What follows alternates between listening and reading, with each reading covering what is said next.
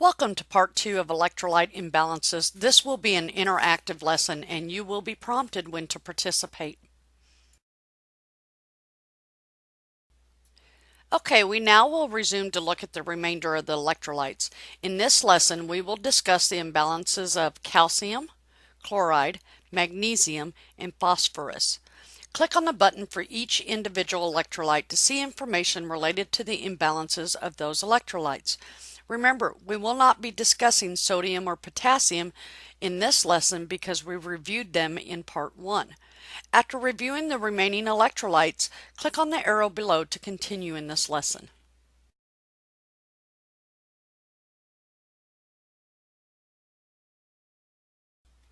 Okay, so let's talk about calcium imbalances.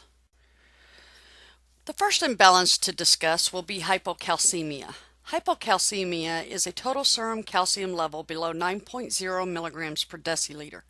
Calcium is stored in the bone with only a small amount of total body calcium present in the extracellular fluid.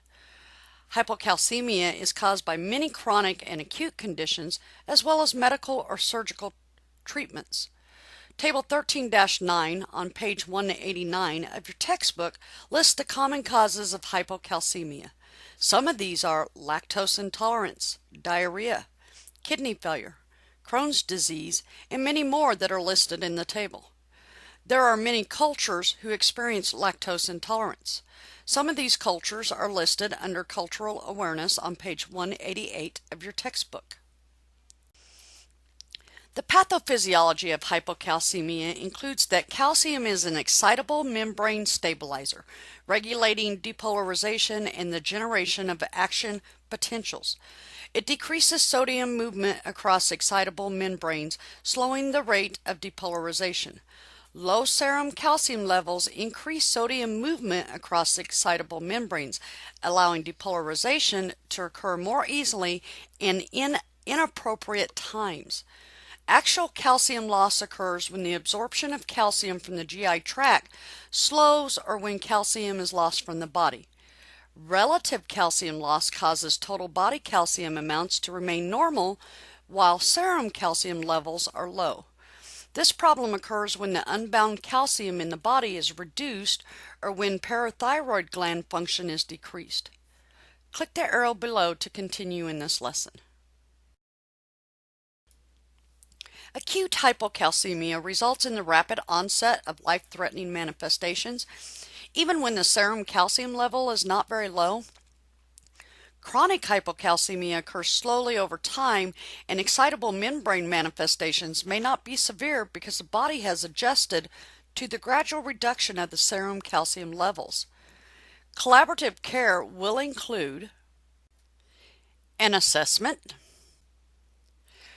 During the assessment, the diet history is important to find out if they're taking in enough calcium. Patients may report frequent painful muscle spasms due to neuromuscular changes. It may start out as paresthesia with tingling and numbness, progressing to muscle twitching or painful cramps and spasms. We'll check for Trousseau's or Chevalier sign. They may have an increased peristaltic activity in the intestinal with painful cramping and diarrhea. In the cardiovascular system, they may have a slower or faster than normal weak, thready pulse. They can have severe hypotension and ECG changes of a prolonged ST interval and prolonged QT interval. Skeletal changes are common with chronic hypocalcemia. The bones become thinner, brittle, and fragile. So let's discuss some potential nursing diagnosis. Could be acute pain, it could be decreased cardiac output, deficient knowledge, and or risk for injury. The overall goals are to restore normal calcium levels, prevent complications, and prevent injury. Click the arrow below to continue with this lesson. The next calcium imbalance is hypercalcemia. Hypercalcemia is a total serum calcium level above 10.5 milligrams per deciliter. Even small increases have severe effects. Common causes of hypercalcemia are listed in Table 13-10, page 190 of your textbook. Some of these are kidney failure, use of thiazide diuretics, immobility, dehydration, and many more listed in the table. The pathophysiology of hypercalcemia is the process of excitable tissues to be less sensitive to normal stimuli. Therefore, this requires a stronger stimulus to function. The excitable tissues affected most by hypercalcemia are the heart, the skeletal muscles, the nerves, and the intestinal smooth muscles. Hypercalcemia means either that the amount of serum calcium is so great that the normal calcium controlling mechanisms cannot keep pace, or that at least one control mechanism is not functioning properly. Click the arrow below to continue with this lesson. Collaborative care will include an assessment, nursing diagnosis, and overall goals and outcomes. During the assessment, hypercalcemia causes the most serious and life-threatening to cardiovascular system. If there is mild, you will have an increased heart rate and blood pressure. If it's severe or prolonged, it depresses the electrical conduction, slowing the heart rate. Neuromuscular changes include muscle weakness and decreased deep tendon reflexes. They may have altered level of consciousness that range from confusion to coma. In the GI, they will have decreased peristalsis, constipation, anorexia, nausea, vomiting, and abdominal pain. They may have hypoactive or absent bowel sounds. You want to make sure that you measure the abdominal girth. The nursing diagnoses include decreased cardiac output, disturbed thought processes, impaired physical mobility, and/or risk for trauma. Overall goals are to prevent increases in calcium, prevent complications from increased calcium.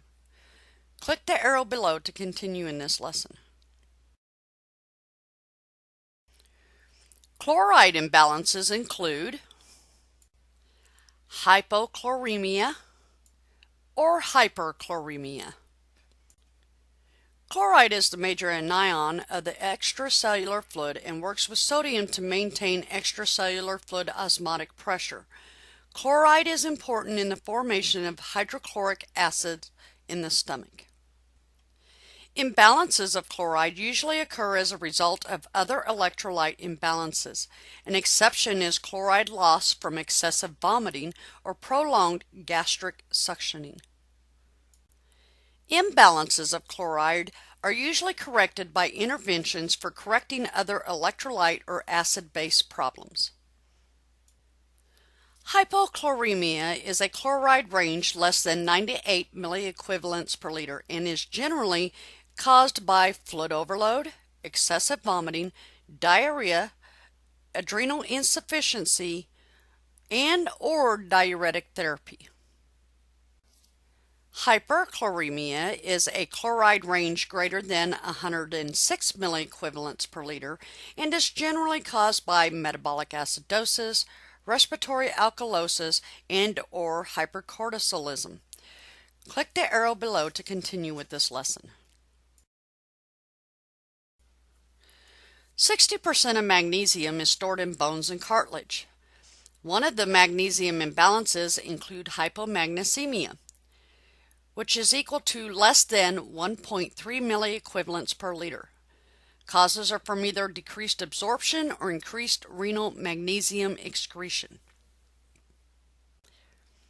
The effects of hypomagnesemia are caused by increased membrane excitability and the accompanying serum calcium and potassium imbalances. Excitable membranes, especially nerve cell membranes, may depolarize spontaneously. This is caused by decreased absorption of dietary magnesium or increased renal magnesium excretion. Table 13-12, page 193, provides you with a few common causes such as starvation, diarrhea, and many more that are listed in the table. You will check for a Shavastic sign. This is performed by telling the patient to relax their facial muscles. You want to stand directly in front of them and tap the facial nerve either anterior to the earlobe and below the zygomatic arch, or between the zygomatic arch and the corner of the patient's mouth. A positive response varies from twitching of the lip at the corner of the mouth to spasm of all facial muscles. It's depending on the severity of the hypocalcemia.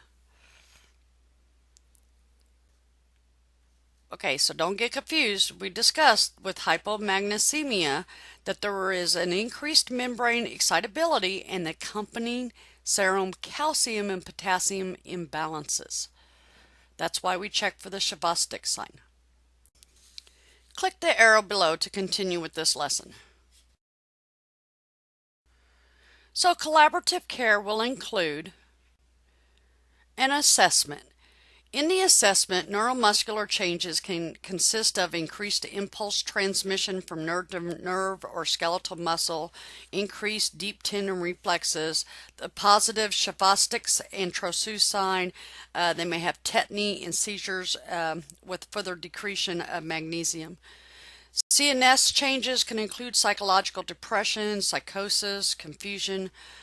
GI changes can include reduced motility, anorexia, nausea, constipation, abdominal distension, and then of course they could have paralytic ileus that can occur if hypomagnesemia is severe. So one of the potential nursing diagnoses can be imbalanced nutrition, less than body requirements. The overall goals are to correct imbalance and manage the specific problem that has caused it. Click the arrow below to continue in this lesson. The other magnesium imbalance is hypermagnesemia, which is greater than 2.1 milliequivalents per liter.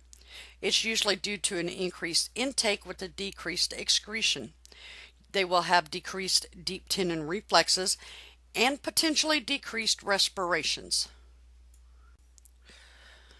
So what happens is membranes become less excitable. It takes stronger than a normal stimulus needed for the body to respond. With severe hypermagnesemia, membranes may not respond at all. It's usually caused by an increased intake of magnesium and decreased renal excretion. Table 13-12, page 193, have common causes listed. Please review the table.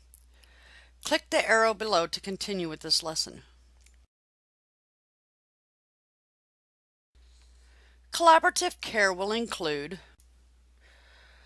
so the assessment will include some cardiac changes, which can include like bradycardia or peripheral vasodilation and hypotension.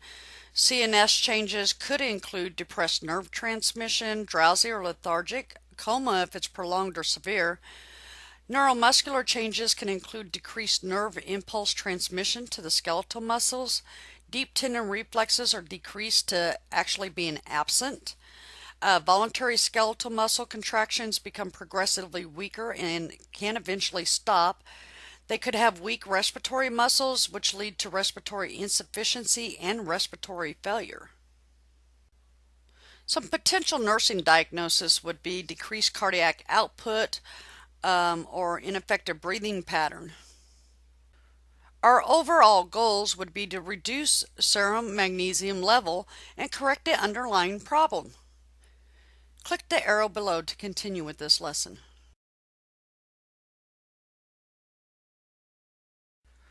Okay, so let's discuss phosphorus imbalances. Okay, one phosphorus imbalance includes hypophosphatemia. It is less than 3.0 milliequivalents per liter. It's usually due to decreased absorption, increased excretion, and intracellular shift. Hypophosphatemia is different from other electrolyte imbalances. The body functions are not impaired with rapid or wide changes in serum phosphorus. More impairment comes from gradual chronic hypophosphatemia. Leads to decreased energy metabolism. And because of relationship of calcium and phosphorus, decreased phosphorus levels lead to an increased calcium level. Click the arrow below to continue with this lesson. Collaborative care will include an assessment, potential nursing diagnosis, and overall goals or outcomes. Cardiac changes can include a decreased stroke volume, and decreased cardiac output. Peripheral pulses slow and difficult to find and easy to block. Cardiac contractions are weak and ineffective. The central nervous system changes can include to not really be apparent until severe decrease, then irritability can progress into seizures. Musculoskeletal changes can include weak skeletal muscles such as rhabdomyolysis. They can have generalized weakness. Respiratory movements are ineffective, leads to respiratory failure. You want to assess muscle strength. Bone density is decreased, which leads to fractures and changes in bone shape. And you want to assess for unusual lumps or depressions over bony areas. One potential nursing diagnosis could be deficient knowledge. The goals and outcomes include no further decrease in phosphorus levels and to have phosphorus levels return to normal. Click the arrow below to continue with this lesson. The other phosphorus imbalance is hyperphosphatemia, greater than 4.5 milliequivalents per liter. It can be caused from renal insufficiency, cancer treatment, increased phosphorus intake, and hypoparathyroidism. The problems with hyperphosphatemia center on the hypocalcemia that results when serum phosphorus levels increase. Causes can be renal insufficiency, certain cancer treatments, increased phosphorus intake, and hypoparathyroidism like I discussed earlier. Management of hyperphosphatemia is to manage hypocalcemia. When one increases, the other decreases. Common causes of phosphorus imbalance is located in Table 13-11 on page 192 of your textbook. Review this table. Click the arrow below to continue in this lesson. This concludes the lesson of Electrolyte Imbalances Part 2. If you have any questions related to this lesson content, contact the instructor.